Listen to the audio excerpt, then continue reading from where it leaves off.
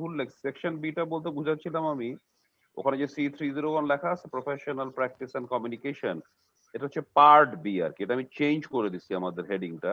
Microsoft টিমসে গেলে দেখতে পারবা, জুমেও চেঞ্জ করে দিব, আমি জানি না জুমে এটা আসে কিনা। দিস ইজ পার্ট বি আর কি। হ্যাঁ, মানে পার্ট এ পার্ট বি থাকে, তো আমি আমি পার্ট বির সেকশনটা নিচ্ছি।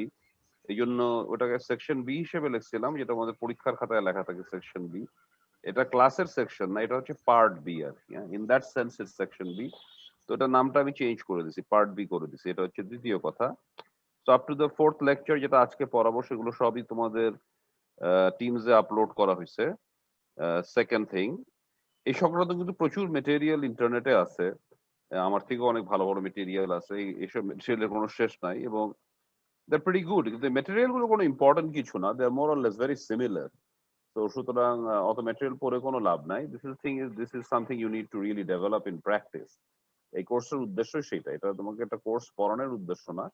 এগুলো জানি তোমরা কিছু আইডিয়া পাও, তারপরে সেই আইডিয়া ধরে নিজেরা ওই C302 তে তোমাদেরকে কিছু কিভাবে এটা করতে হয়, এগুলো বারবার করতে হয়।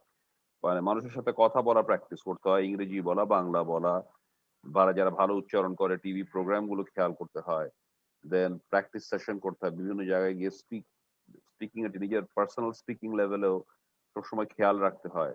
কথাবার্তার স্টাইল গুলো কিরকম হচ্ছে, প্রেজেন্টেশন দিতে হয়, যেটা আমরা করাবো 302 তে প্রেজেন্টেশন দেওয়া। এগুলো করতে করতে করতে করতে কন্টিনিউয়াসলি নিজেকে ইমপ্রুভ করতে হয়, এবং ইমপ্রুভ করলে আস্তে আস্তে ইমপ্রুভমেন্ট হয়। প্রথমে মনে হয় যে এটা তো কোনোদিনই হবে না, কিন্তু অ্যাকচুয়ালি এটা প্রচুর ইমপ্রুভমেন্ট হয় তুমি যদি লেগে থাকো। ওভার কোর্স অফ, তোমাদের বয়স তো এখন খুবই কম, 20 by the age of 30, if you stick to it, সবসময় খেয়াল রাখো, সচেতন থাকো। How are you presenting yourself as a person professionally, when you speak, when you talk, how you dress, how you move about, everything. তুমি যদি সবসময় সচেতন হও, মনোযোগী হও, এবং এটার দিকে গুরুত্ব দাও, তুমি কিভাবে তোমার রিপোর্ট লেখো, রিপোর্টটাকে বারবার লেখো, ঠিক করে লেখো। একটা ক্লাসের রিপোর্ট বা এটা কোনো ব্যাপার না, রিপোর্ট তোমাকে সারা জীবনই লিখতে হবে if you are professional person. এবং সবকিছুকে যত্ন সহকারে সুন্দর করে প্রিসাইজলি লেখার চেষ্টা করা। পড়ার সময় প্রচুর মেটেরিয়াল পড়তে হয় যে কোনো ছাত্রকে বা যে কোনো প্রফেশনালকে। সেই পড়া জানিগুলো খুব দ্রুত করা যায়, at the same time important জিনিসে ফোকাস করা যায়, ইম্পর্টেন্ট থেকে আনইম্পর্টেন্টকে আলাদা করা যায়। এগুলো তোমার রিডিং রাইটিং স্কিলস গুলো ডেভেলপ করাটা খুবই জরুরি যে কোনো কাজে, প্রফেশনাল কাজে সাকসেসের জন্য। This is exceptionally important. মানে রিডিং রাইটিং স্কিলস, এই জন্য রিডিং কম্প্রিহেনশন, রাইটিং এসেজ, এগুলো যে জিআরই টোফেলের দেয়, এটা কারণ আছে। This is one of the most important skills, actually more important than math skills. কারণ বেশিরভাগ সময় চাকরিতে গেলে বেশিরভাগ লোকের 90% লোকের বেসিক ম্যাথ স্কিল ছাড়া আর কিছুই লাগে না। Differential equation, higher level calculus বা কঠিন কঠিন অঙ্কগুলো লাগে না। বেসিক পার্টি আর ছোটখাটো কিছু অঙ্ক লাগে, কিছু অ্যালজেব্রা লাগে, কিছুই লাগে না। তো সুতরাং ক্লাসে কি লাগে, যে রিপোর্ট রাইটিং স্কিলস লাগে, রিডিং স্কিলস লাগে, কনসেপচুয়াল স্কিলস লাগে, অ্যানালিটিক্যাল স্কিলস লাগে, ডিসিশন মেকিং স্কিলস লাগে, ম্যানেজমেন্ট স্কিলস লাগে, আন্ডারস্ট্যান্ডিং স্কিলস লাগে, ক্রিটিক্যাল ইভ্যালুয়েশন স্কিলস লাগে। সো এই জিনিসগুলোর ইম্পর্টেন্সটাই কিন্তু তোমাদের এই কোর্সে তুলে ধরা হচ্ছে। হুম। তো এই জন্য উম, আমি অনেক মেটেরিয়াল আছে, অত দরকার নাই, তুমি জাস্ট এটা ধরে তোমার মতো করে এখন তোমার আগাইতে হবে। মানে তুমি এটার দিকে গুরুত্ব দিবে, এটাকে প্রয়োজনীয় মনে করবা, চেষ্টা করতে থাকবে। এটাই হচ্ছে কথা। আর ক্লাসের তো পড়াশোনার জন্য তোমার গ্রেড পেতে হবে, সেটা তো পেতেই হবে। সেটা করার জন্য যেটুকু পড়াশোনা করার দরকার সেটা করবো, but the grade is not really very important. Important is yourself, that you work on yourself to develop your speaking, writing, reading skills, personal skills, professional presentation skills over a long period of time. এটা অল্প সময় হবে না, এটা অনেক সময় লাগে। তো এই গেল, এটা দ্বিতীয় কথা। এখন থার্ড কথা, তোমাদের একটা কুইজ আমি নিব। আচ্ছা, বাই এনি চান্স, আমি তো আসলে আমি একটা কুইজ তৈরি করছি মাইক্রোসফট টিমস এ। এটা আমি এপ্রিলের 11 তারিখে নিতে চাই। আমার খুব ঝামেলা হচ্ছিল, আমি নতুন তো শুরু করছি। তো যাই হোক, but I have been able to use forms and, কিন্তু আমি কি ভুল করে ওটাকে আবার অ্যাসাইনমেন্টে দিয়ে দিলাম? তোমরা কি এটা কি দেখতে পাইছো নাকি বাই এনি চান্স? আমাকে একটু জানাও তো। না স্যার, আমরা দেখতে পাইনি। দেখতে পাওনি? হ্যাঁ, আমি রিমুভ করে দিছিলাম। আমি যাই হোক ওটা একটু শিখে নিই। আমার আমার ফর্মসটা আমার আমার সিস্টেমে চলে আসছে। I have develop the forms, I have develop the quiz. এখন নাম্বার টাম্বার সবই দিয়ে দিছি। এটা কি আমি তোমাদের এখানে যে 197 জন ছিলা, আমি তোমাদের যেটা করব, আমি বিআইএসএস এর যে ইয়েটা উম, উম, যে এক্সেল ফাইলটাতে আমি একটা এক্সেল ফাইল, তো বিআইএসএস রোল নাম্বার গুলো আছে, এটা একটু খেয়াল করে শুনবা সবাই। কেউ যদি আজকে প্রেজেন্ট না থাকো তার বন্ধু বান্ধবদেরকে বলবা, নাহলে কিন্তু প্রবলেম হতে পারে। হ্যাঁ, বিআইএস এ আমি করব কি, তোমাদের যে রোল নাম্বার যেসব রেজিস্ট্রেশন হওয়া আছে, হ্যাঁ, ফুল ব্যাচের, আসলে এটা খালি ওই কোর্সের না, কারণ তোমাদের যে অ্যাকচুয়াল যে রোল নাম্বার গুলো আমি মাইক্রোসফট টিমসে পাচ্ছি, এটার আমি আমার এটারও এক্সেল বাইর করতে হবে, কারণ এটা আমি সর্ট করতে পারতেছি না। টিমসে আমি ডাইরেক্ট সর্ট করতে চাচ্ছি, এটা দেখা যাচ্ছে র্যান্ডামলি, মানে অনেক পিছনে রোল নাম্বার আগে আছে, আগের রোল নাম্বার পিছনে আছে, তাতে আমার জন্য একটু অসুবিধা হচ্ছে। এটা বলে এক্সেলে নিয়ে যাওয়া যায়, এটা আমি নিয়ে যাবো এক্সেলে গিয়ে সর্ট করব, করে আমি ওর বিআইএস এর যে তোমাদের রোল নাম্বার গুলো আছে ওগুলোকে সর্ট করব, করে আমি তোমাদেরকে বিআইএস এর রোল নাম্বার গুলো দিয়ে দিব। বিআইএস এর রোল নাম্বার গুলো আমি করব কি, আমার মাইক্রোসফট টিমস আমি আপলোড করে দিব এক্সেল ফাইলটাকে। তোমরা দেখে নিবা যে তোমাদের রোল নাম্বারটা এখানে আছে কিনা। যদি কোনো কারণে, কারণ এখানে অনেকের রোল নাম্বার থাকার কথা না, সেটা থাকবে, এটা নিয়ে বদল করো না। তুমি নিজের রোল নাম্বারটা দেখবা, এই বিআইএস এর যে এক্সেল ফাইলের লিস্টটা দিব তোমারটা আছে কিনা, থাকলে তোমার কিচ্ছু করার দরকার নাই, জাস্ট স্টে পুট। কিন্তু যদি তোমার রোল নাম্বারটা না থাকে বিআইএস এ, তাহলে তোমার অবশ্যই আমাকে তোমার রোল নাম্বার সহ একটা ইমেল করতে হবে, যে ইমেল করতে হবে, পারলে আমাকে একটা হোয়াটসঅ্যাপে এসএমএস ও করা যায়। আমার ফোন নাম্বারটা ইয়েদের কাছে, ক্লাস ক্যাপ্টেনদের কাছে আছে, নিয়ে নিও, কারণ আমার অনেক সময় ইমেল চেক করি, এটা ভুলে যাই চেক করতে। বা তুমি যদি C301 এই সাবজেক্ট ম্যাটারটা দিয়ে দাও, আমার মনে হয় তোমাদের, আমার C301 একটা গ্রুপ তৈরি করা আছে, আমার মনে হয় ফিল্টার দেওয়া আছে C301, আমি দেখে নিব না। তো ফিল্টার দেওয়া থাকলে তুমি যদি সাবজেক্টে C301 লিখে দাও, আমার মনে হয় just without any gap C301 continuously C capital দিয়ে তুমি যদি সাবজেক্টে দিয়ে দাও, ফিল্টার হয়ে আমার ওই C301 ফোল্ডারে চলে আসবে মেইলটা। তাহলে যেটা হবে, যে যাদের রোল নাম্বার ওই বিআইএস এর এক্সেল শিটে মাইক্রোসফট টিমসে গিয়ে দেখবা তোমার রোল নাম্বারটা নাই, কিন্তু তুমি রেজিস্টার্ড, কারণ হয়তো দেরিতে রেজিস্ট্রেশন করলে, অনেক সময় বলে বিআইএস লেটেস্ট আপডেটেড থাকে না আমাকে বললো, তাহলে তোমার রোল নাম্বারটা আমার কাছে চলে আসবে। আমি তোমার রোল নাম্বারটা বিআইএস এও ঢুকাই দিব, আর ইয়েতেও ঢুকাই দিব আমাদের টিমসে, কারণ আমি এপ্রিলের 11 তারিখে আমি একটা ক্লাস টেস্ট দিতে যাচ্ছি। আমি প্রথমে ভাবছিলাম যে 11টা 40-এর দিকে নিব। আমি যেটা করব, আমি ভাবতেছি আমি তো 11টা 10-এর দিকে, মানে প্রথমের দিকেই শুরু করব, কারণ তাহলে যদি কোনো সমস্যা হয় আমাদের ক্লাস টাইমের মধ্যে আমি এটা শেষ করতে পারবো, নাহলে অন্যের ক্লাস টাইমে চলে যাবে। তা আমি রোজার আগে এপ্রিলের 11 তারিখে, দিস উইল বি 10টা প্রশ্ন, বেসিক্যালি 10 মার্ক আমি রাখি, মানে আমি 10-এ 100 হিসাবে দেখাবো এটাকে, 100, প্রতি কোশ্চেনে 10, কোনো নেগেটিভ মার্কিং নাই, চয়েস থাকবে, কিভাবে থাকবে সব বলা থাকবে স্পষ্ট। তোমরা দেখবা, আমি হয়তো 5 মিনিট টাইম দিব, 5 মিনিটের মধ্যে করে দিবা। আমি তোমরা আরো এক্সট্রা 5 মিনিট দিব, কিন্তু পরীক্ষার টাইম 5 মিনিট। আর প্রথম পরীক্ষায় আমি আরো এক্সট্রা 5 মিনিট দিব, যত এটা আমাকে, এটা তো অটোমেটিক্যালি চলে আসার কথা, মোমেন্ট ইউ সাবমিট এটা চলে আসবে, এবং সাথে তুমি মার্কসও পেয়ে যাওয়ার কথা। That's the way I have designed it. It's shuffle. Shuffle আমি আগেই বলে দিলাম, সবাই প্রশ্ন, 10টা প্রশ্ন সবার এক, কিন্তু পুরো র্যান্ডামলি থাকবে প্রশ্নটা, কারণ ওটা অটোমেটিক্যালি শাফল করতে পারে মাইক্রোসফট টিমস। সুতরাং একজনের 1 নম্বর আর একজনের 1 নম্বরের সাথে কোনো মিল থাকবে না, এটা অটোমেটিক্যালি র্যান্ডামলি শাফল করে। তো সুতরাং এভাবে থাকবে। I hope it will work out. প্রথমে একটু ভুলভাল হইতে পারে, I don't know, I will try to ensure that ভুলভাল না হয়, বাট হইতে পারে। তো এই হচ্ছে কথা। তো এখন আমি চলে যাচ্ছি ক্লাসে। তো এপ্রিলের 11 তারিখ এটা হবে introduction to communication, first lecture, সেটা মাইক্রোসফট টিমস আপলোডও করা আছে, ওখান থেকে দেখে নিও মেইন ওই জিনিসগুলো। আমি আসলে লেকচার নোট আরো একটু ডিটেইলে বিস্তৃত ভাবে দেওয়া আছে, ওটার আমার তো সফট কপি ছিল, হার্ড কপিও আছে।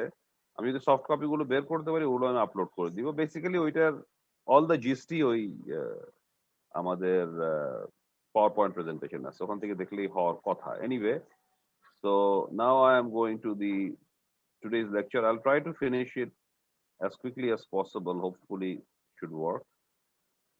তো এই তোমরা কি স্ক্রিনটা দেখতে পাচ্ছ? হ্যালো, জি স্যার। জি স্যার। পাচ্ছ না? ঠিক আছে, good. So let me start. Hmm, তাহলে এটা আমাদের আজকের লেকচার। রেকর্ডিংটা একটু অন করে দিলে ভালো হতো ও স্যার। আচ্ছা, কারেক্ট কারেক্ট, আমি তো ভুলে যাই, সরি। তাহলে রেকর্ড অন দিস, এগুলো আমি পাঠিয়ে দিব, আমার সব জমা হয়ে আছে। Hopefully I will be able two, মানে আমি এগুলোতে I can all figure out everything out, কিন্তু খুব একটা পারদর্শী না আর কি। এনিওয়ে, এটা হয়ে যাবে, কোনো সমস্যা নাই, I'll get it done. আচ্ছা, তো what is a report? Report writing তোমার সবসময় করতে হয়, প্রফেশনাল কাজে রিপোর্ট লিখতে হয় না এরকম ঘটনা ঘটে না। So what is a report? Report is a formal statement.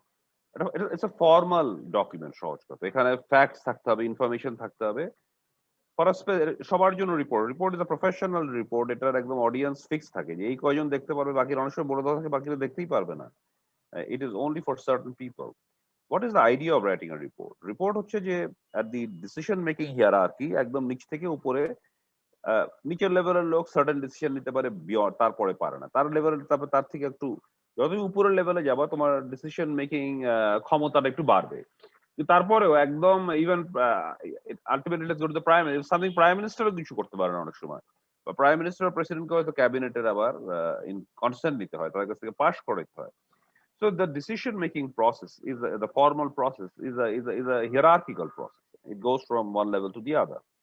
তো এখন উপরের লেভেলের লোক যখন ডিসিশন দিবে একটা নিচের লেভেলের ঘটনা নিয়ে, সে তো আর নিচের লেভেলে হাজার হাজার লোক, বাংলাদেশের ধরো 64টা ডিস্ট্রিক্টে একটা কোম্পানির মার্কেটিং লোকরা আছে, ধরো 5,000 লোক আছে, আর উপরের বস সে কিন্তু পুরো কোম্পানি কন্ট্রোল করতেছে, কিন্তু তাকে ডিসিশন, তাকেই ডিসিশন দিতে হবে, সিরিয়াস মার্কেটিং ডিসিশন। তাকে ডিসিশন দিতে হয় fact, based on the facts on each and every district level. তো এগুলো তার রিপোর্টস আসতে হয় যে কোথায় কি ঘটনা। রিপোর্টস গুলো কারেক্ট হতে হবে, প্রপার হতে হবে, অ্যাপ্রোপ্রিয়েট হতে হবে, তাহলে কিন্তু সেটার বেসিসে যে ডিসিশন নিবে সেটা তখন ওইগুলো আলোচনা করে, বিবেচনা করে, অ্যানালিসিস করে তখন অথরিটি ডিসিশন নেয়। এমনিও ডিসিশন ভুল হতে পারে, ভুল হয়, ঠিক হয়, আবার ঠিক করে, আবার রিভিউ করে, this is the process.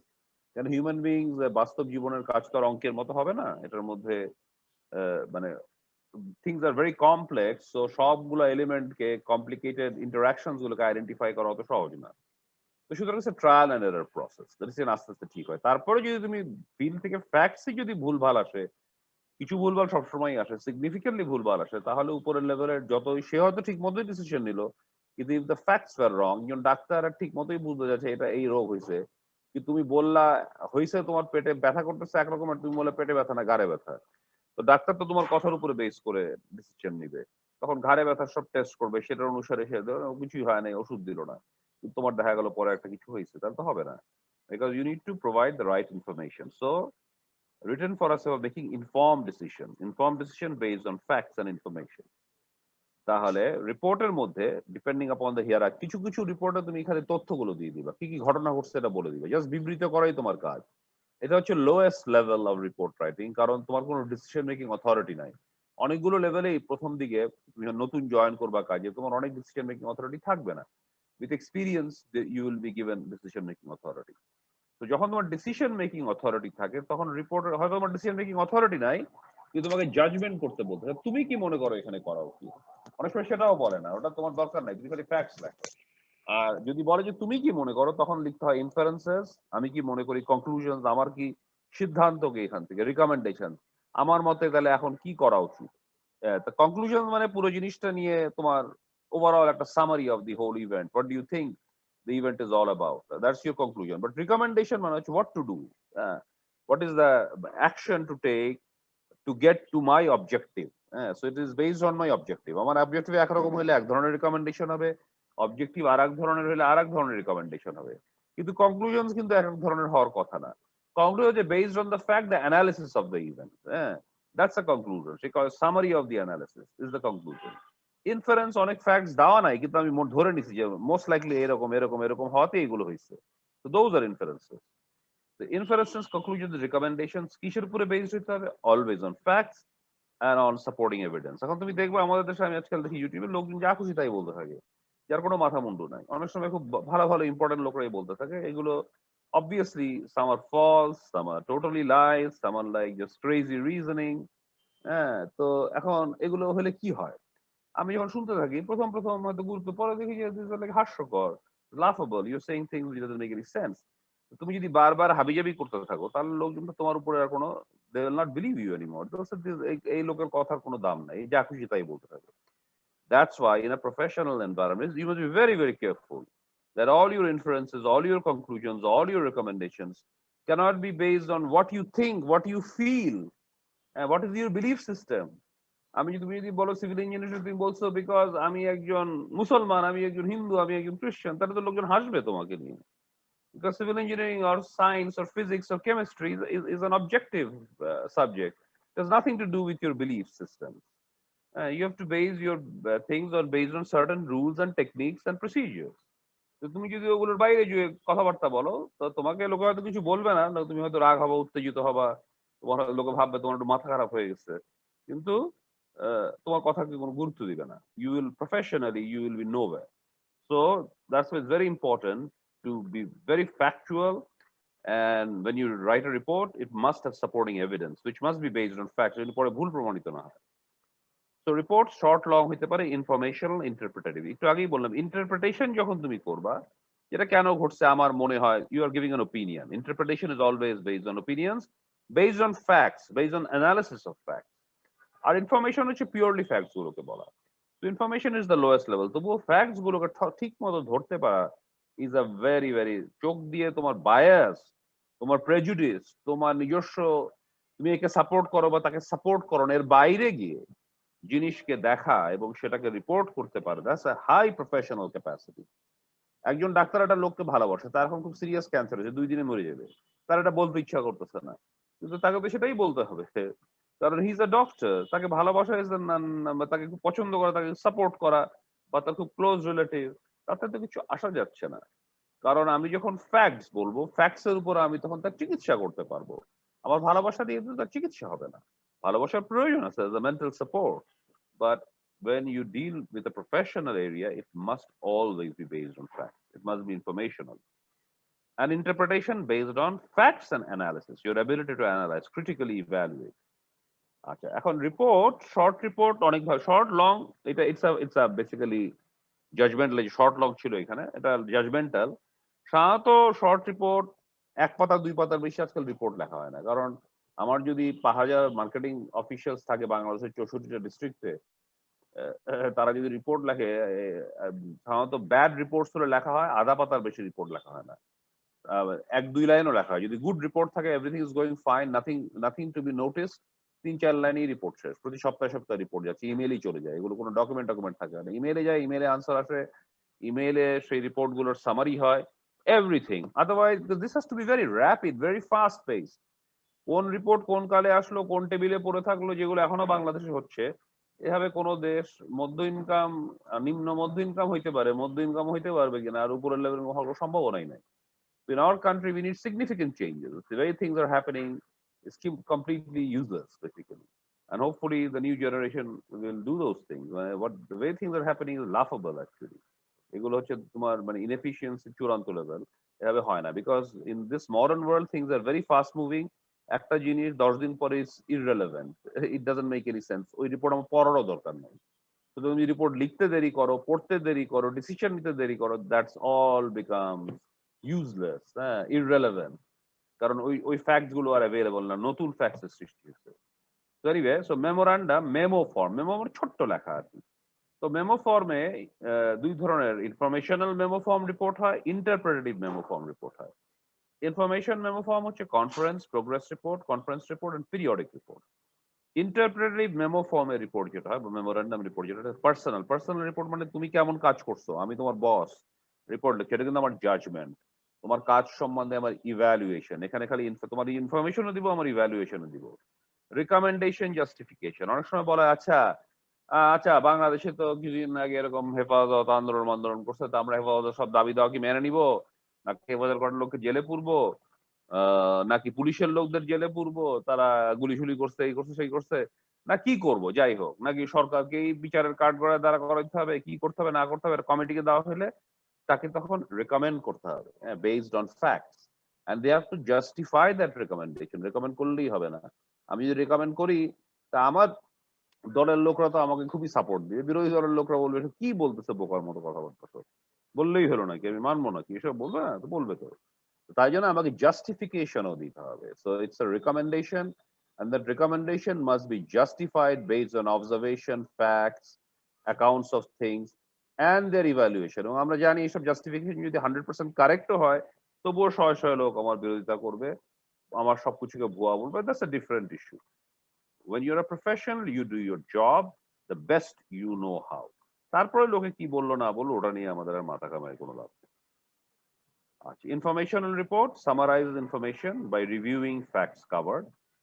Avoid giving, যখন ইনফরমেশন দিবা খালি ইনফরমেশন দিবা, তথ্য দিবা, তোমার কোনো মতামত ভালো মন্দ এই সেগুলো কিছু জানবে এটা করা উচিত সেটা করা উচিত এগুলো কিছু দরকার নেই, কারণ এটা তোমাকে চাচ্ছে না। তোমাকে যখন বলবে যে give an informational report, you give an informational report. তোমাকে যেটা চাচ্ছে না অ্যাজ আ প্রফেশনাল, তুমি কখনো সেটা দিবা না। দিলে তোমাকে ভালো ভাববে না, খারাপ ভাববে। অনেক লোক বলে আমি আরো অনেক কিছু বেশি বেশি দিয়ে দিলাম, এই করলাম সেই করলাম ওই করলাম। Professionally, when you're in the army, if your Major General commands you and if you're a colonel, you do what the Major General told you. Finished. You don't do much more than the Major General told you, because Major General তো বললেন করছো কেন এসব, তোমার হয়তো penalty দিবে, বলবে এখন দাও 2 মাইল দৌড়াও। হ্যাঁ, so don't do anything which you have not been told. Just do the things that you have been told. So use neutral, unbiased language rather than giving a particular point of view. এটা অবশ্য আমাদের জন্য খুব কঠিন, doing what we are being told. বাঙালিরা সবসময় তার যা যা মনে হয় তার মনের মাধুরী মিশিয়ে কাজ করা পছন্দ করে, but that's not the way to do things. You have to be very disciplined in your professional life, extremely disciplined. Follow orders, follow the way things work, follow rules, follow procedures. That's very important. কারণ in an organization, in a teamwork, following rules, procedures are very, very important. That doesn't mean you don't have to be creative. You should be creative, you should be innovative, but there is formats for that. আমরা creative মিনিটে মনে করি যে আকাশের দিকে তাকায় থাকলাম, যা খুশি তাই বললাম, যেখানে খুশি যেখানে গেলাম, যা খুশি তাই করলাম, এটা হচ্ছে creative. There's nothing to do with creativity. This is indiscipline and total anarchy. So anyway, informational memorandum report, informational reports present in memo format আগেই বলছি, এগুলো আজকাল সবকিছু, all reports currently are through, generally worldwide, is through the cloud. ক্লাউডের মধ্যে common space থাকে, সেখানে তোমার access থাকে, এটা বসরা ভিউ ছাড়া কেউ ভিউ করতে পারবে না, এটা এইসব লোকরা ভিউ করতে পারবে। এইসব এই নানা ধরনের ফোল্ডার্স থাকে না, কোনো জায়গায় তুমি জাস্ট পড়তে পারবা, কিছু লিখতে পারবা না, অনেক জায়গায় তুমি লিখতে পারবা বেসড অন তোমার পারমিশনস কি আছে, বেসড অন তোমার পজিশন কি, তোমার দায়িত্ব কি, তোমার কাজ কি, এবং সবকিছু ক্লাউড হয়ে থাকে, সবাই সেগুলো অবজার্ভ করতে পারে এবং অত্যন্ত দ্রুত ডিসিশন হতে থাকে। সারা পৃথিবীর থেকে লোকজন কাজ করতে থাকে on the same project in the cloud. And you can very well see, যেরকম ধরেন I'll tell you frankly, আমি কিছুদিন আগে প্রথম বাংলাদেশে ডিজিটাল বাংলাদেশ শুরু করলো, আমি ভাবতাম হাস্যকর, কিন্তু আমি digital Bangladesh is one of the most brilliant ideas that was ever thought about. Whether we could do it properly or not do it properly, that's different, but that's what we need to do. If you can really digitalize this country in terms of the hardware and the software in every sphere of our lives, Zoom এ এখন আমি class দিচ্ছি, it's almost as effective as taking class physically. আজকে যদি আমাদের এইসব tools এবং resources যদি আমরা ইউজ করতে না পারতাম, আমাদের হার্ডওয়্যার সফটওয়্যার না থাকতো, you would be in big trouble. All the classes সবাই বসে থাকতো, বাসায় বসে বসে ঘুমাইতো। সো মানে আমরা হয়তো আরো অনেক জিনিস এখনো করি নাই, যেগুলো করলে আমরা কত দূর আগায় যাবো। So digitalizing is exceptionally important. Sometimes you don't understand things which are taken অনেক পিছনে অনেক আগে থেকে করা হয়, বুঝতে পারি না, কিন্তু I think the time has come that we should be able to understand what we need to do now for progressing after 10 years. যদি ওটাতে লোকে অনেক হাসাহাসি করবে, because when you do these things people cannot relate, বা চিন্তাই করতে পারে না যে এখন এটা কি দরকার, irrelevant, কিন্তু অনেক সময় করতে হতে পারে। এনিওয়ে, সো কনফারেন্স রিপোর্ট, একটা কনফারেন্স যখন হয় তখন কয়েক লোককে অ্যাসাইন করা হয় যে কনফারেন্সে যেসব সিদ্ধান্ত হচ্ছে বেসিক কথা এগুলো লিখে রাখতে হয়। অনেক সময় এগুলো আজকাল রেকর্ড করে, রেকর্ড করলেও পুরো কনফারেন্স রেকর্ড করে রেকর্ড থেকে লিখতে হয় তার মেইন ইস্যুগুলো, এবং ইস্যুগুলো সেই টপিক গুলোকে ক্রনোলজিক্যালি ডিসকাস করে বেসিক কি ডিসকাশনের সামারি ফর্মে লিখতে হয়। অনেক কথাবার্তা বলবে কিন্তু সংক্ষিপ্ত আকারে উইদিন 1-2 পেজ পুরো কনফারেন্সের ঘটনা বলতে হয়। প্রোগ্রেস, একটা প্রজেক্ট যদি শুরু করে তো প্রজেক্টের বার্থ হয়, ডেথ হয়, তারপরে আরো কয়েকটা স্টেজেস আছে প্রোগ্রেসের। তো প্রজেক্ট প্রোগ্রেস করে, কিন্তু পিকে যায়, পিক থেকে আবার ডিক্লাইন হয়, কাজের declinement in terms of the work required. হ্যাঁ, কাজ বাড়তে থাকে একটা ম্যাক্সিমাম লেভেল অফ কাজে পৌঁছায়, তারপরে আস্তে আস্তে কাজ কমে আসে। সুতরাং প্রজেক্টের প্রোগ্রেস কি হচ্ছে ওভার টাইম, এটা পিরিয়ডিক্যালি 7 দিন পর পর, 15 দিন পর পর, 1 মাস পর পর, অনেক সময় কোয়ার্টারলি, 3 মাস পর পর, সাধারণত আজকাল এত দেরিতে করা হয় না, 1 মাস বা 2 সপ্তাহ পর পরে রিপোর্ট দিতে হয়। So that is progress report. Show accomplishments over time at a given stage. Organized plan is usually inductive. আবার কি কি সমস্যা হচ্ছে সেগুলোও লিখতে হয়। হ্যাঁ, এখানে আছে introduction, description of accomplishments, unanticipated problems, plans for next reporting period, summary, হ্যাঁ, প্ল্যানস ফর নেক্সট, মানে এখন নেক্সট পিরিয়ড আমি কি করতে চাই ছোটও জানতে চাই বসরা। তাহলে নেক্সট পিরিয়ডে কি হচ্ছে না হচ্ছে, তাহলে এইভাবে চললে আমার রিপোর্ট আমার কতদিন পরে বা কত আগে কাজ শেষ করতে পারবো বা আদৌ শেষ করতে পারবো কিনা, ইত্যাদি ইত্যাদি। হ্যাঁ, এটা দিতে হয়। পিরিয়ডিক রিপোর্ট, পিরিয়ডিক রিপোর্ট হচ্ছে যেটা প্রজেক্টেও, progress report is a periodic report. মানে আমি যেটা প্রতি 2 সপ্তাহ পর পর যে রিপোর্ট দিতে হয়, তো all progress reports are generally periodic reports. Certain period পর পর আসলেই সেটাকে পিরিয়ডিক রিপোর্ট বলে। So all progress reports certain period পর পর আসে, so it is periodic definitely. But তোমার all periodic reports are not progress reports. আমি যদি একটা অফিসে চাকরি করি, তখন অনেক সময় আমার অফিসে হয়তো কোনো প্রজেক্ট হচ্ছে না, তার যে এমন একটা প্রোগ্রেস প্রজেক্টের আমি রিপোর্ট করছি না, কিন্তু আমাকে প্রতি 1 মাস পর পর হয়তো আমার কাজ সংক্রান্ত ব্যাপারে পিরিয়ডিক রিপোর্ট দিতে হয়। এখানে যে লেখা আমেরিকাতে পিরিয়ডিক রিপোর্ট ম্যাক্সিমাম আধা পাতা হবে, ওরা বড় রিপোর্ট পছন্দ করে না, কারণ একটা লোককে অনেক রিপোর্ট করতে হয়, সে মূল কথা জানতে চায়, হাবি জাবি ইয়া ডিয়ার স্যার, হ্যাঁ আপনি এত ভালো এই সেই, মানে এখন আমার একটা প্রমোশন দরকার, এইসব কথাই বাংলাদেশের রিপোর্টে লেখা হয়। আপনার মতো বুদ্ধিমান লোক আমি কোনোদিনই খুঁজে পাই নাই। আমি মিটিং এ যাই, লোকে এভাবে কথা বলে, কারণ এই বাংলাদেশি হচ্ছে যে কে কাকে খাতির করে টরে তুমি উপরের পজিশনে যেতে পারো, এই হচ্ছে চলতেছে সিস্টেম। হ্যাঁ, বাইরে এগুলো কিছু না, যাতে বলো কি ঘটনা ঘটছে, তুমি দুই বেশি কথা বললে বলে হাবি জাবি কথা বলতেছো কেন, ইউর নট বিং প্রফেশনাল, তো মুখের উপরে বলে দিবে। হ্যাঁ, আর জাপানিরা তোমাকে মুখের উপরে কিছুই বলবে না, তোমাকে আর আনবেই না নেক্সট, মাথা খারাপ হয়ে যায়, মাথা ধরে যাচ্ছে কথাবার্তা শুনে। আমি কত ভালো স্যার, আপনার মতো লোকই হয় না, এসব শোনার কোনো দরকার নেই ওদের। আবার তোমার তার সাথে আমার সাথে খারাপ ব্যবহার করার দরকার নেই, ভালো হয় you just be to the point, formal, straightforward, you should always be courteous. আমরা আবার উই ল্যাক কার্টেসি, আবার যাকে প্রশংসা করি আকাশে উঠাই দিই। This is not the way to do things. You have to be courteous all the time, but at the same time, you have to be very straightforward in the way you present things. So that's the real way of being professional. So আমেরিকায় half পেজের বেশি হয় না যদি news ঠিক থাকে। News যদি ভালো না থাকে, সমস্যা যদি দেখা দেয়, তখনই রিপোর্টটা বড় হওয়ার দরকার, কারণ সমস্যাটাই তারা জানতে চায়। যাতে যে কোনো সমস্যা একেবারে ছোট অবস্থাতেই, মানে আমার এখন মাথা ব্যথা করছে, নিঃশ্বাস নিতে অসুবিধা হচ্ছে, তা আমার সাথে কোভিড-19 টেস্ট করাতে হবে, কারণ করোনা হইলে তোমার সাথে চিকিৎসা করতে হবে। আর যদি না করি, তারপরে যদি অক্সিজেন লেভেল কমে, যেটা অনেকেরই হচ্ছে, এই হচ্ছে সেই হচ্ছে, এরকম অস্বস্তির সময় দেখা যায় ঠিক আছে হচ্ছে হচ্ছে, অনেক সময় বোঝাও যায় না। তারপরেও যখন করোনার টাইমে you to very very careful, তোমার খোঁজ খবর রাখতে হবে, জানতে হবে, সমস্যা দেখা সাথে কারণ ইন্টারভেনশন করলে জিনিসটা কি যদি প্রকৃতভাবে বুঝতে পারি, ভয় না পাই। অনেকে ভয় পেয়ে লোক যদি ধরা পড়ে করোনা ভাইরাস, ধরা পড়লে যদি আমি নাও টেস্ট করি, তাহলেও করোনা ভাইরাস থাকবে এবং আমার অক্সিজেন লেভেল কমে গিয়ে আমার মৃত্যু হতে পারে। টেস্ট করার পরেও আমি ডাক্তারের কাছে গেলে আমার করে মৃত্যু হতে পারে, কিন্তু the rate of survival, the possibility of survival is much higher. আমি যদি এই একজন প্রফেশন হিসাবে, তোমাকে যেমন একটা প্লেন যদি আজকে আকাশে প্রবলেম করে, পাইলট যদি বসে বসে নামাজ পড়া শুরু করে, সেই পাইলট দিয়ে আমার কাম নাই। সে হেফাজত ইসলামে জয়েন করতে পারে, বড় মসজিদের মৌলবী হইতে পারে, কিন্তু সে পাইলট হওয়ার তার কোনো দরকার নাই। কারণ আমরা সবাই জানি যে আল্লাহ যাকে বাঁচাবে বাঁচাবে, ইটস কারেক্ট। হ্যাঁ, you feel religious, that's no problem, and there is nothing against religion, but as a pilot you must be a professional first.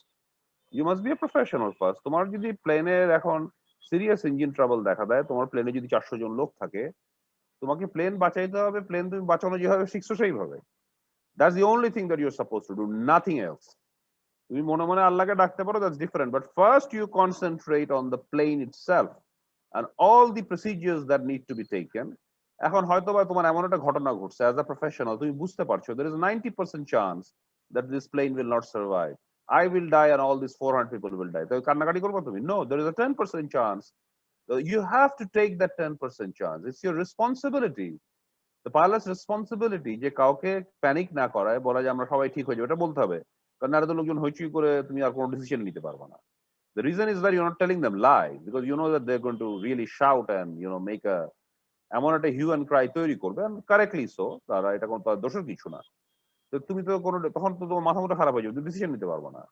So what you tell them is everything is fine, but at the same time তুমি ফুল concentration দিবা যাতে প্লেনটা survive করে। That's professionalism.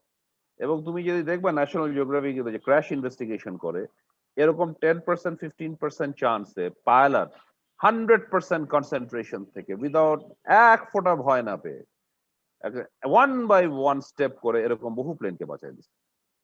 R there have been cases যেখানে প্লেনের কোনো রকমের অ্যাক্সিডেন্টই হওয়ার কথা না, পাইলট নার্ভাস হয়ে গিয়ে প্লেন ক্র্যাশ করে সেও মরছে, 400-500 যাত্রীর জীবন শেষ হয়ে গেছে।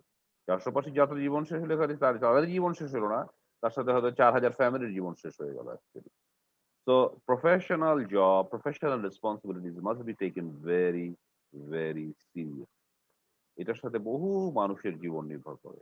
তো তুমি যদি ইঞ্জিনিয়ার হও, ডাক্তার হও, লয়ার হও, ইঞ্জিনিয়ারদের কি তুমি প্লেনের ইঞ্জিনিয়ার হতে পারো, তুমি রাস্তার ইঞ্জিনিয়ার, রোডস অ্যান্ড হাইওয়ে, তোমার যদি রাস্তাঘাট যদি চুরি চামারি করো, হাবি জাবি বানো, এখানে গাড়ি অ্যাক্সিডেন্ট হবে, একটা বাস প্লাঞ্চ হয়ে পড়ে গেল, ইয়ে হয়ে গেল, ব্রেক ফেল করলো, যদি রাস্তা ঠিক মতো হইতো হয়তো রাস্তার ব্রেকটা ঠিক মতো, চাকাগুলো ঠিক মতো কাজ করতো, তোমার চাকা বার্স্ট হয়ে গেল because the serious problems in the road, because your not done your job properly. তো এই যে লোক যে মরে যাচ্ছে তার দায়িত্ব কে নিবে? তুমি ঢাকা সিটি কর্পোরেশনে কাজ করো, মশার ওষুধ চুরি করো, সবাই ডেঙ্গু মেঙ্গু হয়ে শয়ে লোক মরে যাচ্ছে, তো তার দায়িত্ব তোমাকে নিতে হবে না? হ্যাঁ, so professionalism is very important. Professionalism না আছে না বলি আমরা আজকে এত সমস্যার মধ্যে আছি। লোকে ভাবে সে যা খুশি তাই করতে পারে। আমি এখন বস হয়েছি, আমি সব টাকা পয়সা চুরি করে নিয়ে চলে যেতে পারি, আমেরিকা পালাই গেলাম, এরকম কেস আমার বন্ধু বান্ধব বেড়া হয়েছে, আমি দেখছি। This is very wrong. That ethics has to be there, তুমি মুসলমান হিন্দু ধর্ম করো না, বেসে that doesn't matter to a person as me, যে বাংলাদেশে আছে বা আমেরিকা আছে, সেগুলো নিয়ে চিন্তা, সেটা তোমার পার্সোনাল ব্যাপার, তো এটা পার্সোনাল ব্যাপারই হওয়া উচিত। তুমি যদি ঢাকা সিটি করে আমার যদি মশার কামড় না খায়, রাস্তাঘাট যদি ভালো থাকে, ময়লা আবর্জনা না থাকে, কারো যদি রোগ শোক না হয়, পানি খেলে জানি আমার আজকে টাইফয়েড জন্ডিস না হয়, এটা তোমার দেখতে হবে। ওইসব টাকা পয়সা চুরি চামারি করে হাজারবার হজমস করলে কোনো লাভ হবে না, কমপ্লিটলি ইউজলেস।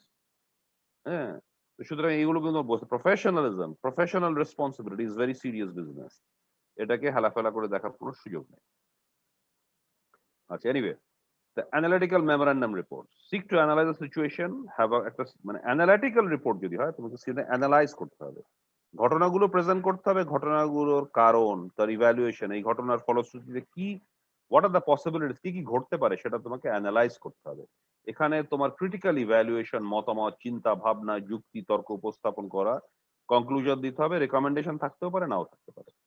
পার্সোনাল রিপোর্টস হচ্ছে যে বললাম মানুষের কাজের ব্যাপারে যখন দেই, এটা আমাকে পার্সোনাল রিপোর্ট দিলে I must be authorised to give that report. পারপাসটা কি এটা বলতে হবে, ব্যাকগ্রাউন্ড কি, methodology, plan of presentation, brief statement of decision. অনেক সময় কারো প্রমোশন দিব, কারো প্রমোশন দিব না, কারো ইনক্রিমেন্ট দিব, কাউকে টার্মিনেট করে দিব, এগুলো খুব সিরিয়াস বিজনেস। হ্যাঁ, প্রমোশন দেওয়া সিরিয়াস, বেতন বাড়ানো, অনেক লোক বেতন বাড়ছে না, অনেক লোক 1 বছরই বেতনের ব্যাপার কি, আমাকে তো আই জাস্টিফাই দ্যাট। হ্যাঁ, কারণ this is very serious consequences. তুমি যদি লোকজনকে অযথা তোমার ফেভারের লোকদেরকে যদি খালি বেতন বাড়াতে থাকো, সুযোগ সুবিধা থাকো, বিদেশে টুরে তারাই খালি যেতে থাকে, তাহলে ঘটনা কি ঘটবে, অন্যরা তো ডিসহার্টেন হয়ে যাবে, স্যার তো কোনো ফেয়ারনেস নাই, সবাই তখন যা খুশি তাই করা শুরু করবে, স্যারের জন্য ভালো মতো কাজ করে কোনো লাভ নেই। তার নিজের লোককেই দেখবে, নিজের লোককেই তোষণ করবে, নিজের লোক নিজেই ভালো থাকবে, অন্যরা কেউ ভালো থাকে না থাকে তাদের তাকে চাকা যায় না। এখানে what will happen, the whole organization will ultimately fall apart, and that has happened to many organizations in this country. So main body with headings and subheadings, terminal or closing section with summary and conclusions. Terminal আর closing section, last final section থাকবে, এখানে summary conclusion তোমাকে দিতে হবে। Recommendation justification, আমি আগেই বলছি যে তুমি একটা চেঞ্জ এরকম পরিবর্তন করার দরকার, এটা ভালোর জন্য, বা একই রকম থাকা দরকার, চেঞ্জ করতে গেলে ঝামেলা হবে, এটাও বলতে পারো। অনেক সময় এটা আইডিয়া হলো যে এটা করা উচিত, তুমি ওটাকে বিবেচনা আলোচনা করে, আলাপ আলোচনা করে, বাস্তব দেখে তুমি হ্যাঁ আসলেই এটা করা যেতে পারে, অথবা তুমি বললে যে না এটা করতে গেলে অনেক সমস্যা হবে। Defend the accuracy of information, fact aspect. এই ঘটনা ঘটছে, একজন এসে বললো যে এখন এই শাস্তি দিতে হবে, কারণ ঘটনা আসলে সে মিথ্যাও বলতে পারে, সুতরাং ঘটনাগুলোকে পর্যালোচনা করতে হবে, দেখতে হবে। বাংলাদেশে এগুলো করে লাভ হয় না, বাংলাদেশে করলে আর এক দল বিরাট গোষ্ঠী দাঁড়ায় যে না ওগুলো মিথ্যা বলতে, অনেক সময় বলেও তাই, অনেক সময় বলে না।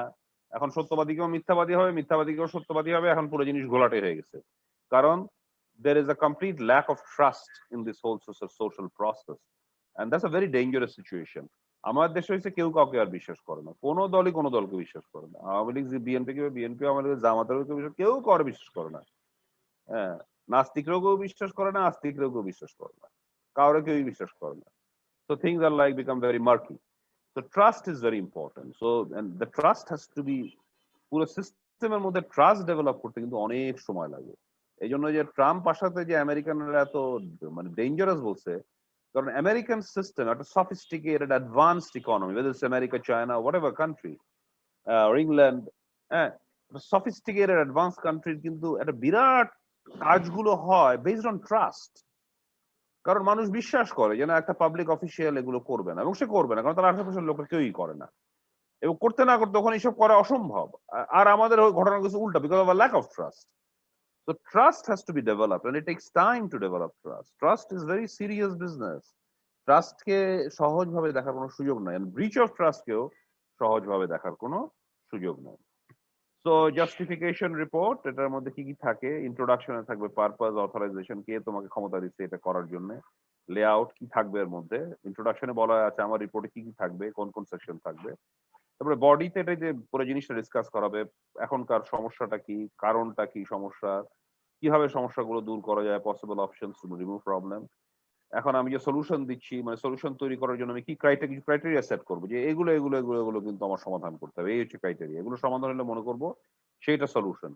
এখন আমি সলিউশন দিব, বলবো যে এই এই কয়টা সলিউশন আছে, কোন সলিউশনই সব ক্রাইটেরিয়া ফুলফিল করে না, এগুলো এটা করে, এটা এটা করে, এটা করে। এখন ডিসিশন মেকারদের দায়িত্ব তারা কোনটা চুজ করবে, যদি একের অধিক সলিউশন থাকে। তারপর হচ্ছে conclusion and recommendations, brief summary of major points. তুমি নিজেও বলতে পারো যে এই কয়টা সলিউশন তো আমি বললাম, আমার মনে হয় তার মধ্যে এটাই সবচেয়ে ভালো, that will B your recommendation. Letter reports, আজকাল বেশিরভাগ রিপোর্ট ইমেইলে যায়, লেটারের ফর্মে থাকে। লেটারের মধ্যে কি কি থাকে সেটা দেওয়া আছে, date, address, salutation, dear sir, এই সেই, সাবজেক্ট লাইন, বডি যেখানে ছিল লেখা complimentary, yours sincerely, signature, reference section. তো লেটার রিপোর্টে কি থাকে, ফার্স্ট প্যারাগ্রাফে থাকে প্লেজেন্ট গ্রিটিং এন্ড অথরাইজেশন। তুমি বলো hello, how are you, nice, এই সেই ভালো ভালো কিছু কথাবার্তা বলো, কিছু লেটার দেখে নিবো। তারপরে কি উদ্দেশ্য, স্ট্রেট কাট, এক লাইন দুই লাইনে গ্রিটিং দিয়ে শেষ। Never make it big. In a professional, very very brief, but should always be there. Courtesy must always be there, but it should not carry for too long. It should be very brief and short, to the point. Purpose, aim, problem, issues, যদি কোনো problem থাকে।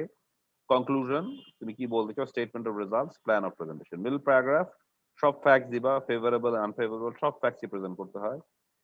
Source and methodology, যদি কিছু use করো তার source methodology mention করে দিতে হবে। রেজাল্ট কি সেটা এমফাসিস করবা, যে এভাবে আমরা কি কি করতে পারি রেজাল্ট পাওয়ার জন্য। হ্যাঁ, হেডিংস, ভিজুয়াল এইডস দিবা দরকার। লাস্ট প্যারাগ্রাফ, একটা ফ্রেন্ডলি ক্লোজ, সিনসিয়ারলি ইউজ, এই সেই। Conclude, recommend if you desire, thank you থাকবে, offer to discuss further if appropriate. তাহলে শর্ট রিপোর্টস থাকে, তাহলে ইন্ট্রোডাকশন, ডিসকাশন, এটাকে টেক্সট বা বডিও বলে, ইন্ট্রোডাকশন প্রিপারেটরি পার্ট বলে, আর টার্মিনাল সেকশন মানে summary, conclusion and recommendation last সেকশনে থাকে। তাহলে ইন্ট্রোডাকশনে তুমি দিবা পারপাস বা এইম, এবং তোমার রিপোর্টে কি কি আছে। ইন্ট্রোডাকশন মানে আমি ইন্ট্রোডিউসিং, আচ্ছা আমার রিপোর্টে এই জিনিসগুলো আছে। তুমি রিপোর্টটা লেখার পরে কিন্তু এই জন্য ইন্ট্রোডাকশন লিখতে হয়, কারণ তুমি রিপোর্টটা লেখার পরেই আসলে জানবো। একটা প্রথমে একটা টেবল অফ কন্টেন্টস লেখা হয়, তার বেসিসে ইন্ট্রোডাকশন লেখা হয়, তারপর পুরো রিপোর্টটা লেখা হয় based on the table of content, যে এই থাকবে, তার প্রত্যেকটা আন্ডারে কিছু কিছু লেখা হয়। লেখার পরে দেখা যায় অনেক কিছু বাদ চলে যায়, অনেক কিছু অ্যাড হয়, তারপর আবার নতুন করে ইন্ট্রোডাকশনটাকে ঠিক করা হয়। এটাই হচ্ছে নর্মাল সিস্টেম। তো একটা রিপোর্টকে কয়েকবার লিখতে হয়, একবার লিখলে রিপোর্ট কোনোদিনই ভালো হয় না। Body or text, present all relevant facts accurately, impartially, organise. তারপরে হচ্ছে emphasize important ideas naturally by placement in document, তার stylistic means মানে font, এই সেই, bold, italics ইত্যাদি ইত্যাদি।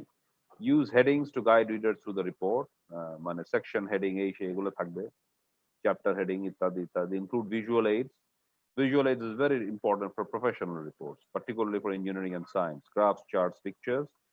Topic sentences at the beginning. প্রথম চ্যাপ্টার প্রত্যেক প্যারাগ্রাফ ফার্স্ট সেন্টেন্সটাই কিন্তু বলে দিবে তুমি এই প্যারাগ্রাফের মেইন কথাগুলো কি, summary of the whole paragraph. হ্যাঁ, use introductory paragraphs at the beginning of a major section. একটা সেকশনে যেখানে অনেকগুলো প্যারাগ্রাফ থাকবে, ফার্স্ট প্যারাগ্রাফে বলে দিব অন্যান্য প্যারাগ্রাফে কি আছে। So the first thing, the introduction thing basically gives a layout of everything that's coming in the whole thing. For the introductory chapter, for the layout of the whole report. For section of a chapter, the introduction, first introduction is what is there in the remaining section. So introduction আমি পড়ার উদ্দেশ্য হচ্ছে আমি একটা quick view পেয়ে যাবো যে তুমি আসলে এই পুরো অংশটার মধ্যে কি নিয়ে কথাবার্তা বলতেছো। আমি তো প্রফেশনাল পারসন, আমি ইচ্ছে হলে পড়বো, না হলে এটা স্কিপ করে যাবো, না এটা আমার জন্য গুরুত্বপূর্ণ ওটা। So if you write it that way, যে তোমার প্রফেশনাল বল, তারা যদি really professional level like it, কারণ তারা এইভাবেই পড়ে রিপোর্ট। আচ্ছা আমি এখন এটা নিয়ে যে আমার এটা কি দেখা, এইটা আমি যখন ইন্ট্রোডাকশনে গেলাম, কি কি আছে দেখলাম, দেখে নিলাম, আচ্ছা এগুলো সব ওই অংশটা দেখছি, ওটা খুললাম, ওইটার ইন্ডাকশন দেখলাম যে আচ্ছা ওখানে কোন সেকশনটা আমার দরকার, ওই সেকশনে গেলাম।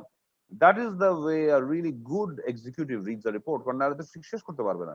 তারপর সে পেয়ে গেলে ভালো, নাহলে আবার ব্যাক করে কয়েকটা সেকশন আবার চেক করে নেয়, করে নিয়ে খুব দ্রুত রিপোর্টের মধ্যে দিয়ে যাওয়ার ক্ষমতা থাকতে হবে। না পড়েই যা খুশি তাই চাপা চুপা মারা কোনো ভালো এক্সিকিউটিভের কাজ নয়। কিন্তু খুব দ্রুত রাইট জায়গাটায় চলে যেতে পারে একটা ভালো এক্সিকিউটিভের কাজ।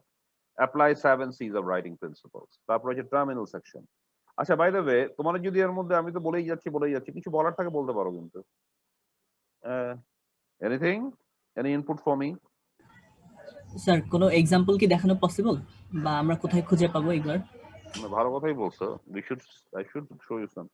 Okay, I'll keep that in mind. আমি দেখি তোমাদের যা যা কাজ, এটা it's a very very good comment. হ্যাঁ, তো আমি দেখি তোমাদের কিছু এক্সাম্পল আমি একটা ক্লাসে মেবি ইন ইউটিউব, এগুলো তো প্রচুর জায়গায় আছে। Something which is interesting, which may not be directly related to this. আমি গল্প, নাটক, কবিতা, ইংরেজি, বাংলা যে কোনো জায়গা থেকেই হোক, আমি কিছু ক্লিপস যদি নিতে পারি, যেখানে what we will do is we'll have a fun class maybe. So I'll just show this, I'll share this with you. যদি ওটা আমি ডাউনলোড করতে পারি বা directly, so I'll share this with you and then we can discuss in light of some of our classes. That would be interesting. That's the way it should be done really. এভাবে এই ক্লাসগুলো আসলে করানো উচিত। এটা করার মানে সময়ের অভাবে করানোর সুযোগ পাই না, কারণ that is the best way to learn. এটা বাইরে হলে এভাবেই শেখায় আসলে। তোমার আমরা এইভাবে গড় করে না পড়ে গিয়ে আমরা একটা একটা সিনারিও দেখালাম যেখানে তো এক্সিকিউটিভ আলাপ আলোচনা করছে, বা একটা একটা ল কেস হচ্ছে যেখানে কেউ প্রেজেন্ট করছে কোনো জিনিস, is concluding, is summarizing, inferring. লয়াররা বিশেষ করে এইসব জিনিসগুলো খুবই করে।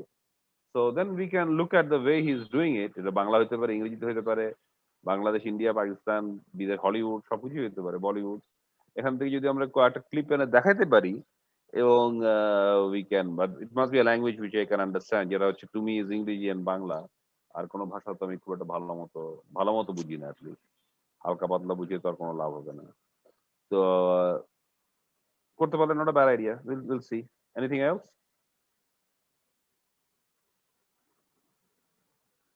তো ঠিক আছে, ওইটা আমি মাথায় রাখলাম। Hopefully I will be able to do it. আর টার্মিনাল সেকশন হচ্ছে সামারাইজ, কনক্লুড, রিকমেন্ড। সামারি, এখন সামারির মানেটা কি দেখো, অনেক সময় আমরা এগুলো তফাৎ বুঝি না। Summary condenses text. হ্যাঁ, অল্প কথায় মেইন জিনিস যা যা বলা হয়েছে সেটাকে অল্প কয়েক লাইনের মধ্যে ডিসকাস করে। Conclusions evaluate and inform. Evaluation of the events, my evaluation, my analysis, my critical view of these events, and infer from text. Recommendation is a course of action. তাহলে এখন কি করা উচিত এইসব ঘটনার পরে? আমি মনে করছি এই ঘটনার এই ইমপ্লিকেশন ইত্যাদি, ইভ্যালুয়েশন। তাহলে এখন কি করা উচিত? সেই করো। That's a decision. Recommendation is basically giving you a decision or telling you to take an action, which is a decision. And if you take it, then that becomes the decision. Summarize points in the same order as topics discussed in this. সামারিটা তুমি যেভাবে topic গুলোকে present, ওই অর্ডারেই, পিছনেরটা আগে বললে আগেরটা পিছনে বললে হবে না, একই অর্ডারে। কিন্তু এটা নিয়ম, কিছু consistency of style and method follow করতে হয় কিন্তু ইন প্রফেশনাল রিপোর্ট। তোমার মন মতো করলে কিন্তু হবে না, এই জন্য বারবার ফেরত যেতে হয়, দেখতে হয়, চেক করতে হয়, রিচেক করতে হয়। হ্যাঁ, তুমি যা খুশি মনের মাধুরী বিষয়ে সাহিত্য করে এটা আগে পিছে হাবি জাবি করে দিলা। সাহিত্যকর্ম is very innovative, very creative, probably much better than a professional writing, but professional writing has its own system. এটাকে সাহিত্য বানালে হবে না। Do not include new material in the terminal section. Terminal সেকশনে, শেষ সেকশনে এসে নতুন কোনো জিনিস ইন্ট্রোডিউস করা যাবে না। এগুলো আগের জিনিসের উপরে বেস করে সব কিছু কথাবার্তা বলতে হবে। লং রিপোর্ট এক্সটেনশন এবং শর্ট রিপোর্ট অনেক বড় হয়, 100 পাতা, 200 পাতা, 500 পাতা, 1000 পাতা, 10,000 পাতা, 1 লক্ষ পাতাও হইতে পারে। 1 লক্ষ পাতা কি হইতে পারে? আমি যেরকম বলছি তোমাকে কিন্তু ভাবতে ছাড়তো এরকম বোকার মতো কথা, কাইন্ড অফ বোকার মতো, হয়তো নাও হইতে পারে, আমি জানি না, বাট আই থিঙ্ক হইতে পারে। 9/11 কমিশন যেটা করছিল, যে 9/11 যে ঘটনা ঘটছিল, তার কারণ তার না সিকিউরিটি ল্যাবস থেকে শুরু করে হাজার structural engineering failure of the world trade centre থেকে শুরু করে, হ্যাঁ, তোমার তার মানে পার্ট বিভিন্ন ডিপার্টমেন্টের ক্যাপাসিটি, আমেরিকার এই সেই বিদেশি লোকদের ব্যাপারে তাদের যে অ্যানালিসিস, ইভ্যালুয়েশন, মানে দেওয়ার N evaluation in every sector. হ্যাঁ, এবং এগুলো বোধহয় 8-10 বছর ধরে চলছে। এটার ভলিউমই আছে প্রায় 200-300 ভলিউম। একটা ভলিউমে 1000-2000 পাতা, তাহলে 1-2 লাখ 3 লাখ পাতাই তো হয়ে গেল। তো এরকমও হইতে পারে report. That was the 9/11 commission report. So requires more preliminary collecting, sorting, interpreting, writing, editing, and creation of visuals than short reports. Mix of informative and persuasive information. আচ্ছা, রিপোর্টের মধ্যে long prefatory, main body, back matter. Prefatory পার্টের মধ্যে এরকম অনেক জিনিস থাকে, এরকম থিসিস দেখলেই বুঝতে পারবা, cover, front page, copyright notice, forwarding letter, preface, acknowledgements. এগুলো তোমরা একটা থিসিস নাও, মাস্টার থিসিস, থিসিস বা যে কোনো রিপোর্ট ইন্টারনেটে দেখো, তুমি এগুলো খোঁজ করলে এগুলো চোখেই দেখতে পারবা, সেভাবেই best way to learn. Main বডির মধ্যে ইন্ট্রোডাকশন থাকে, যেখানে সেকশন অর সেপারেট ডিসকাশন, এগুলো chapter divided in chapter, section, subject, conclusion, section or separate chapter, recommendation. Back matter হচ্ছে অ্যাপেন্ডিক্স। অ্যাপেন্ডিক্সে তুমি যেসব জিনিস দিতে চাও সবকিছু, একটা ইকুয়েশনের ডিটেল প্রুফ দিতে চাও, কখনো মেইন বডি দিতে হয় না, ওটা দিতে হয় অ্যাপেন্ডিক্স। আচ্ছা, অনেকগুলো টেবিল দিতে চাও একটা সাপোর্টে, দিতে হয় অ্যাপেন্ডিক্স। নর্মালি অনেক ডিটেইলস যেগুলো দিবা রিপোর্টের বডির মধ্যে কখনো ওগুলোকে রাখে না, প্রফেশনাল রিপোর্ট এগুলো সব দেয় অ্যাপেন্ডিক্স। কেউ আমি বলে দিলাম যে এই হয়েছে, তার সাপোর্টিং এভিডেন্স গুলো থাকবে অ্যাপেন্ডিক্সে। কেউ যদি আমাকে বিশ্বাস না করে বা আর ভালো মতো বুঝতে চায়, অ্যাপেন্ডিক্সে দেখে নিবে। আর যদি সে আমাকে বিশ্বাস করে, সে মনে করে ঠিক আছে ও যা বলছে তাই ঠিক, বেশি সময় তাই মনে করবে। কিন্তু তোমার ওখান থেকে যদি কোনো গুরুত্বপূর্ণ ডিসিশন আসে এবং সেই ডিসিশন নিতে গিয়ে কোনো যদি মেজর কোনো সমস্যা হয়, তাহলেই লোকজন তখন তোমাকে বলে কি ব্যাপার তুমি এসব বললা কেন, বলে স্যার আমি তো অ্যাপেন্ডিক্সে বলেছি সব। তখন appendix, appendix is a proof হয়তো অনেক পরে দেখা হয়, থাকতে হয়। লিস্ট অফ রেফারেন্সেস, তুমি কোন কোন জিনিস বই পত্র জার্নাল ঘাটছো এটা লেখার জন্য, তার সব রেফারেন্স। যেগুলো ঘাটো নাই, যা খুশি তাই এগুলো বলার কোনো নিয়ম নাই।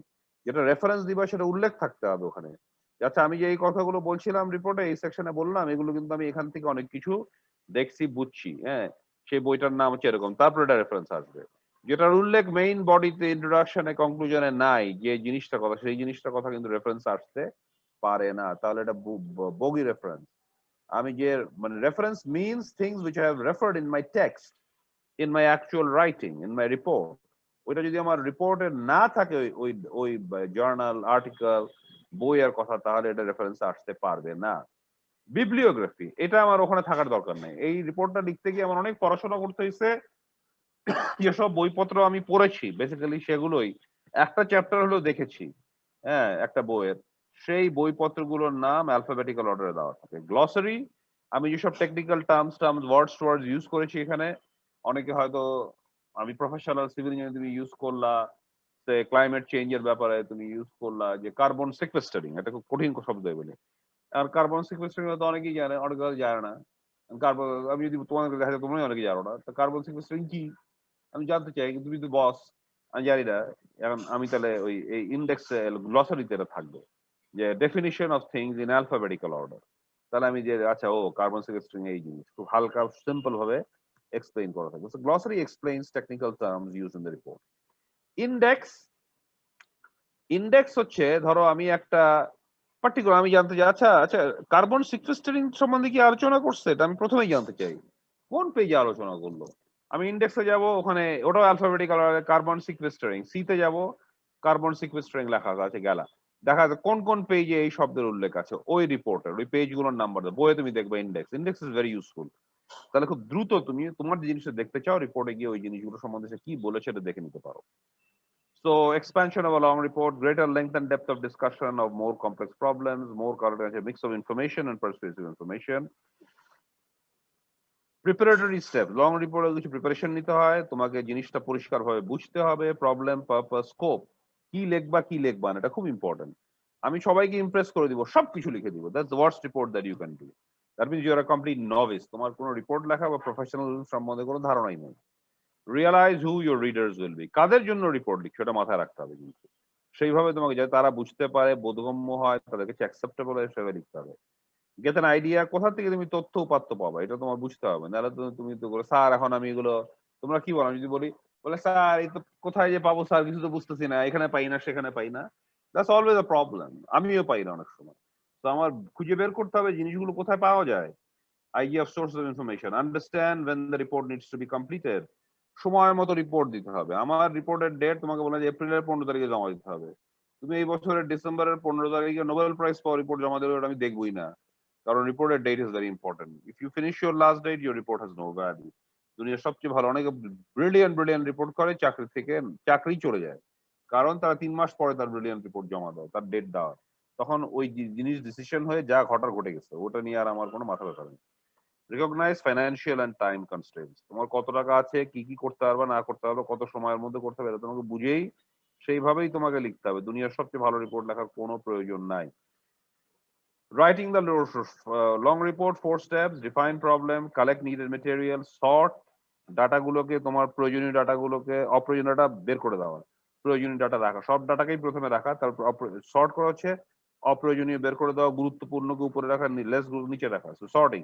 দেন ইন্টারপ্রেটিং, ডাটার মানে কি এটা নিজের ইন্টারপ্রেট করতে হবে, অন্য ইন্টারপ্রেট দেওয়ার কোনো দরকার নাই, নাহলে তোমাকে কোনো দরকার নাই। অর্গানাইজ দ্য ফাইনাল আউটলাইন, কি আউটলাইন মানে, আচ্ছা কোন কি কি লিখবো এখানে, মেইন আইডিয়া, চ্যাপ্টার হেডিং গুলো কি হবে, চ্যাপ্টার সেকশন গুলো, এটা হচ্ছে outline. Prepare visual AIDS, graph, charts, tables, right, edit, revise, type, revise. একটা প্রফেশনাল উপর মিনিমাম 4-5 বার রিভিশন হয়। সেকেন্ড স্টেপ, বিগিন, শুরু করে দাও লেখা। কোত্থেকে বইপত্র দেখে না, একবার পড়াশোনা শেষ, নোটস নেওয়া শেষ, নোটস গুলো অর্গানাইজ করা শেষ, সব বন্ধ, মাথা থেকে লিখতে হয়, দ্যাটস দ্য রুল। মাঝে মাঝে নোটস একটু চোখ বুলাতে পারো, দুই একটা ফ্যাক্টস মনে করতে হবে, যা মনে আসে তাই লিখবা। Route, outline and start writing, summary, যা মনে আসে, ভুল ভাল যা, ল্যাঙ্গুয়েজ টাইম সব ভুল হবে, গ্রামার ভুল হবে, আইডিয়া ভুল হবে, but right, this becoming your own report. তারপর এটাকে বারবার রিভাইজ করতে হয়। আমি নিজের রিপোর্ট অনেক সময় 7-8-10 বার রিভাইজ করি। আমার প্রথম রিপোর্ট পড়লে তোমার মনে হবে স্যার তো কিছুই লিখতে জানে না, তাহলে শিখলো কি এতদিনে। 10 নম্বর রিপোর্ট পড়লে মনে হবে it will be an international standard report. That's it. তারপরে লিখবা সামারি, কনক্লুশন, যে সব কিছু লেখার পরে ইন্ট্রোডাকশন, বলবো যে আমার রিপোর্টে এই লেখা হয়েছে, কারণ তুমি সব লিখেই ফেলছো, এখন তুমি জানো তোমার রিপোর্টে কি কি লেখা হয়েছে। ইন্ট্রোডাকশনে বলতে হয় তোমার রিপোর্টে কি কি আছে, সব লেখার পরে তুমি ইন্ট্রোডাকশন লিখে বলবা তোমার রিপোর্টে কি কি আছে। Executive summary, letter of transmittal, bibliography or endnotes, বলছে গ্লসারি নয়, যে বিবলিওগ্রাফিতে আগেই বলছে, টেবল অফ কন্টেন্টস, টিওসি, পুরো লেআউট থাকবে, টেবল অফ ফিগার্স, এগুলো সব শেষে লিখতে হয়, কারণ সব লেখা হয়ে গেছে, এখন তুমি লিখতে পারো। Third step, editing, revising, very important.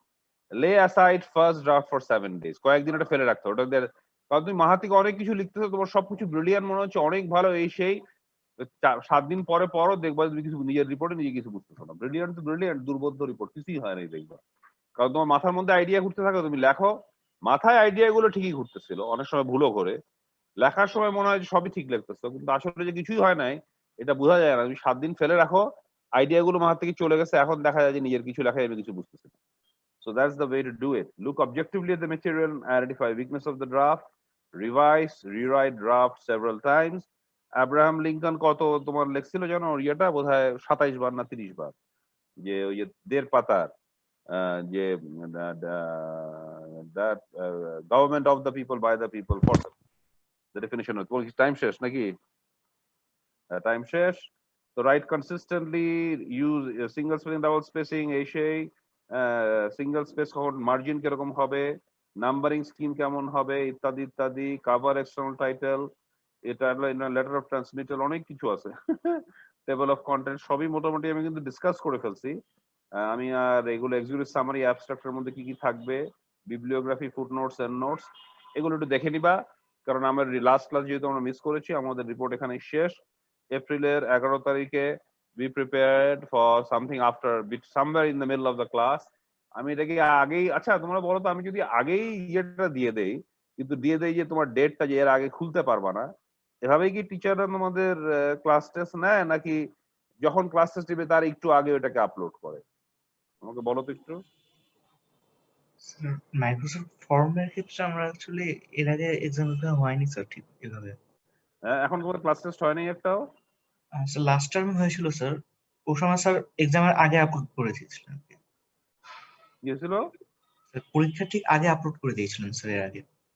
তো পরীক্ষার ঠিক আগে, আমার ধারণা যে it should be all right, যে যাক এটা আমরা ট্রায়াল এন্ড এরর করে দেখবো না।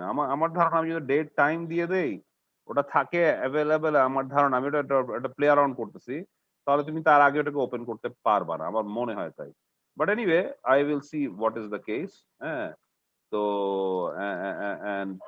Anyway good luck. আমার মনে হয় যে রিপোর্ট শেষ 4টা, আর অন্যগুলো আমি আস্তে আস্তে দিয়ে দিব, নেক্সট ক্লাসে নেক্সটটা করবো। আর তোমাদের ওইটা আমি দেখি এক্সাম্পল এনে একটা ক্লাস যদি তাড়াতাড়ি শেষ করতে পারি, কিছু এক্সাম্পল এনে দেওয়ার চেষ্টা, রেকর্ডিং গুলো আমি তোমাদের আস্তে আস্তে দেওয়ার চেষ্টা করবো। থ্রু মাইক্রোসফট টিমস এ আমি আপলোড করে দিব রেকর্ডিং গুলো, that will be the best. So তোমরা ডাইরেক্ট ডাউনলোড করে নিতে পারবে, তাহলে আমার পাঠাতে মোটেতে হবে না, because I will use the cloud at Microsoft Teams. আর তোমাদের যে কোনো সাজেশন থাকলে তোমরা আমাকে ওই যে আমাদের ক্লাউডের মধ্যে তো বোধহয় তোমাদের কমেন্ট রাখার সুযোগ আছে, তোমরা পোস্ট করতে পারো suggestions. If I can I will try to, এবার চেষ্টা করবো আর কি, পারবো কিনা জানি না, I will try to do the best I can. তো ঠিক আছে, স্যার হ্যালো স্যার। বলো। স্যার আমাদের 11 এপ্রিলে একটা ল্যাবে মিট কুইজ থাকতে পারে স্যার। থাকুক, তোমাদের কটার সময়? কাইন্ডলি কি এটা নেক্সট বুধবার আনা যায় পরীক্ষাটা, সিরিজটা? নেক্সট বুধবার। এখন সবাই কি সেটাই পছন্দ করতেছে নেক্সট বুধবার? আমরা তুমি খালি যা হলে তো হবে না, সবাই তো পছন্দ হতে হবে। একজন পছন্দ হলে তো হবে না, সবাইকে এটাই পছন্দ করতেছে নেক্সট বুধবার? আমাকে জানাইতে হবে তো, সবাই জানাইতে হবে। আমি ইচ্ছা করে একটু পিছিয়ে রাখছি, so you have time to think about it. জি স্যার, ওই কি পরীক্ষার মানে সিটি আরো দুটো আছে তো স্যার, এই জন্য একটু বেশি হয়ে তোমরা যাচ্ছে। যদি চাও আমি করতে পারি, নেক্সট বুধবার তো আমার কোনো সমস্যা নেই। তোমাদের অন্যরা কি চাও আমাকে বলো, আরেকজন বলো যে হ্যাঁ আমরা চাই বা চাই না, দুটোই বলতে পারো। 11 তারিখে চাই বা নেক্সট বুধবার হলে হবে কত, 7 তারিখ। আমি 7 তারিখ চাই। কে 7 তারিখ চাও আর কারা 7 তারিখ কেউ চাইলে বলো যে 7 তারিখ চাই। ও তো বললো একজন। আর কেউ 7 তারিখ চাও? Yes or no? ইয়েস বলো। 7 তারিখ চাই, 7 তারিখই ভালো হয় স্যার। 7 তারিখ ভালো হয়, আমি 7 তারিখ করে দিব না, অসুবিধা নেই। আর যেহেতু কেউ কিছু বলতেছো না, আমি ধরে নেবো সবাই 7 তারিখই আছে। ওকে, উইল ডু দ্যাট, 7 তারিখ। ঠিক আছে? So it will be a multiple choice, হয়তো মার্কস সাথে সাথে পেয়ে যাবা ফর দ্য হোল। ওইটা পড়ে নিবা, লেকচার 1 ইন্ট্রোডাকশন টু কমিউনিকেশন। বুদ্ধি করে মনোযোগ দিয়ে পড়বা। স্যার হ্যাঁ বলো। স্যার আমরা যারা ইররেগুলার ব্যাচ তারা স্যার টিমসে অ্যাড হব কিভাবে স্যার? সবাই বলতেছিল স্যার। হ্যাঁ সেটা, তোমরা যারা ইরেগুলার ব্যাচ আছো তোমরা করো কি, তোমাদের যদি সবাই টিমসে না থেকে থাকো, আমি দেখছি কিছু লোক আছে টিমসে, বাট এনিওয়ে তোমরা তোমাদের রোল নাম্বার গুলো হয় মাইক্রোসফট টিমস এর ক্লাউডে দিয়ে দাও, অথবা আমাকে ডাইরেক্টলি ইমেল করো। বেস্ট হচ্ছে যদি ক্লাউডে দিতে পারো। হ্যাঁ ক্লাউডে দিতে পারো, কিন্তু ক্লাউডে তোমার যদি অ্যাক্সেস হয়, তোমাদের নাই আমি জানি না, জি স্যার, নাই স্যার। ক্লাউডে যদি স্যার না মেইল থাকে তোমরা মেইলে দিস। হ্যাঁ মেইলে দাও। আমার মনে হয় আমি তোমাদেরকে একটু আমি তোমাদেরকে যেটা করব, আমাকে মেইলে দাও C301, এইটাকে একসাথে সাবজেক্টে রাখো। আমার মনে হয় তাহলে চলে আসবে। সি সাবজেক্টে দিবে, আর কিছুই দিবা না, খালি C capital 301 without any gap. তুমি এইটাকে সাবজেক্টে রাখো, আমার মনে হয় ফিল্টার হয়ে চলে আসবে আমার, তাহলে আমার জন্য বোঝার সুবিধা হয়। অনেক ইমেলের মধ্যে থাকার থেকে C301 ফোল্ডারে চলে গেলে সুবিধা হবে। আর না গেলেও আমি চেষ্টা করবো দেখতে, আমার মনে হয় এটাই ফিল্টার করা আছে আর কি। ঠিক আছে, তো ওকে।